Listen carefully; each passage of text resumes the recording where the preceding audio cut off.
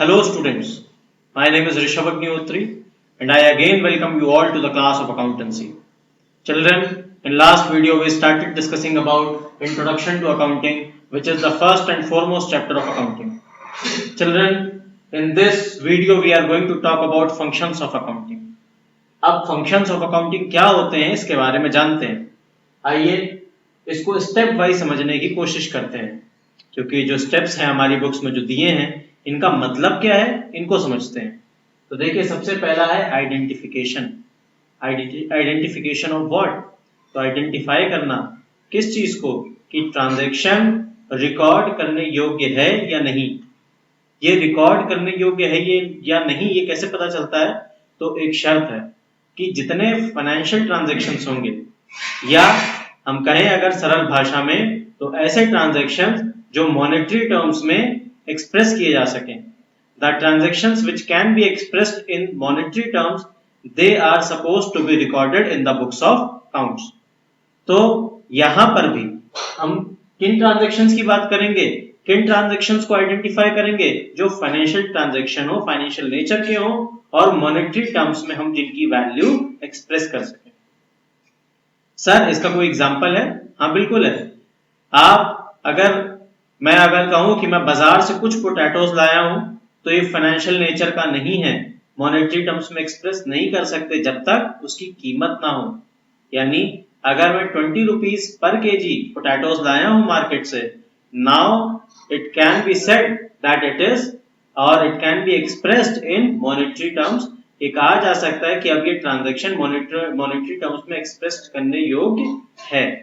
इसी के साथ the second point is here recording. What do we mean by recording, children? तो recording मतलब ये होता है कि हमें चीजों को रिकॉर्ड करना पड़ेगा एक जगह पर. किस तरीके से रिकॉर्ड करेंगे? तो एक एग्जांपल से समझते हैं.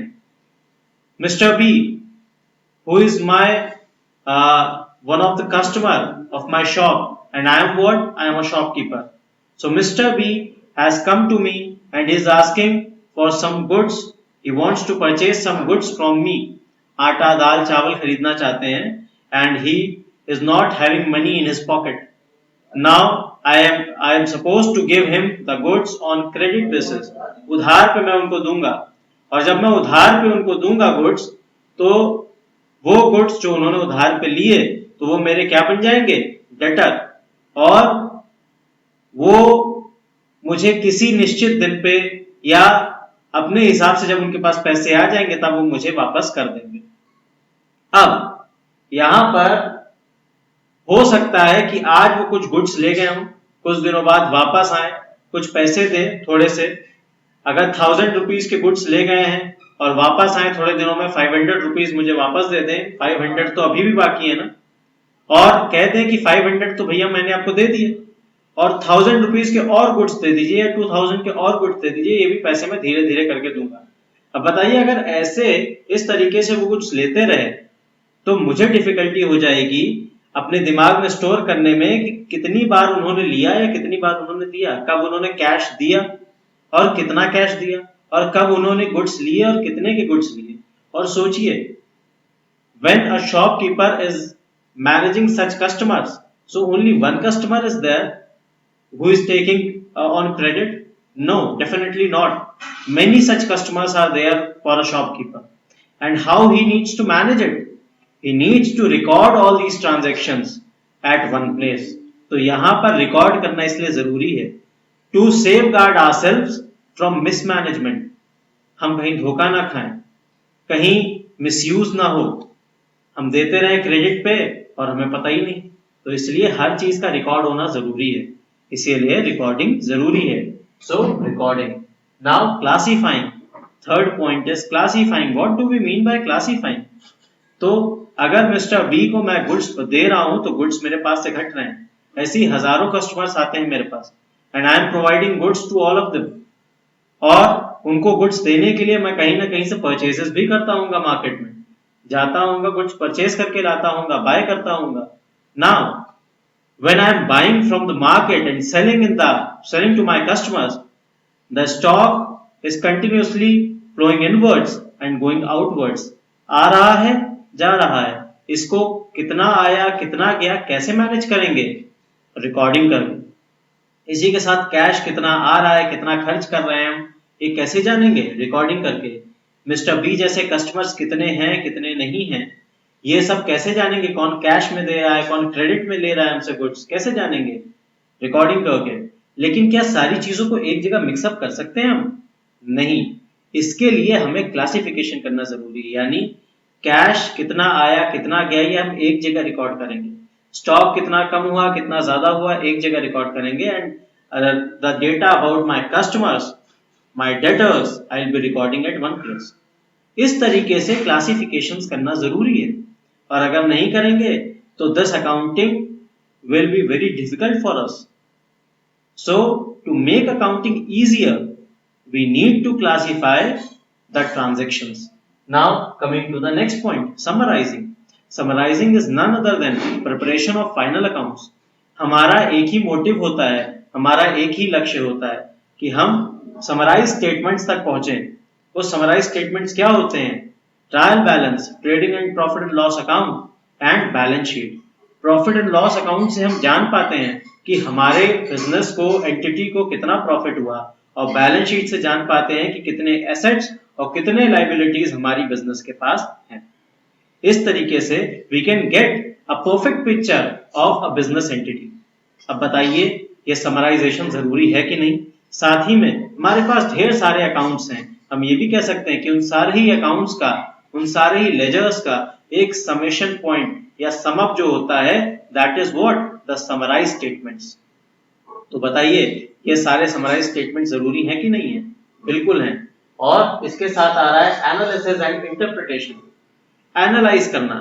जब हमने समराइज तो कर दिया स्टेटमेंट्स बच्चों, now the next step is to analyse that whether the business is going through a profit और loss, whether the assets are increasing or decreasing, whether the liabilities are increasing or decreasing. All these things can be known with the help of final accounts, and when they are prepared they are really very helpful for the business entity. तो इस तरीके से हम कह सकते हैं कि analysis बहुत जरूरी है करना। और इसी के साथ the next step is analysis के साथ इंटरप्रेट करना। अब भाई एनालाइज तो कर लिया, अरे भाई लॉस हो रहा है या प्रॉफिट हो रहा है, अब उसका इंटरप्रिटेशन क्या? यस, इंटरप्रेट ये किया कि अगर हमें प्रॉफिट्स हो रहे हैं लगातार 2 सालों से, पिछले साल भी प्रॉफिट्स थे इस साल भी प्रॉफिट है, तो हम ये मान सकते हैं, इंटरप्रेट कर सकते हैं कि अगले साल भी प्रॉफिट्स होंगे। एक इंटरप्रिटेशन दे सकते हैं बिजनेस के बारे में। तो इंटरप्रेट करना भी यहाँ पे हमें इंटरप्रेट करने का चांस मिलता है। We are getting chance to interpret. आ रहा है समझ में आप सभी को? एंड लास्ट पॉइंट, जब हमने एनालाइज कर लिया, इंटरप्रेट कर लिया, now the final step is communication to the end users of accounting. End users कौन कौन होते हैं? सबसे पहले तो अगर मैं शॉपकीपर हूं, एग्जांपल दिया था मैंने, तो I want to know that how, in what way, in which way my business is going, whether I am going towards the path of profit और whether I am going towards the path of loss, what I am doing, what where my business is going, which path my business has chosen, the path of profits or the path of losses. ये कहां से जानेंगे? ये जानेंगे किससे? पहली बात तो एनालिसिस इंटरप्रिटेशन से, और उसके साथ ये प्रॉफिट और लॉस जानने के लिए एंड यूजर्स मैं ही हूं। पहला मैं जानना चाह रहा हूं, तो सबसे पहले तो कम्युनिकेशन मुझे ही हो रहा है। किसके बारे में? अकाउंटिंग के बारे में। दूसरी बात, मान लीजिए थोड़ी देर के लिए कि मैं अपने बिजनेस को एक्सपैंड करना चाहता हूं। बिजनेस एक्सपैंड करने के लिए मैंने लोन लिया बैंक से।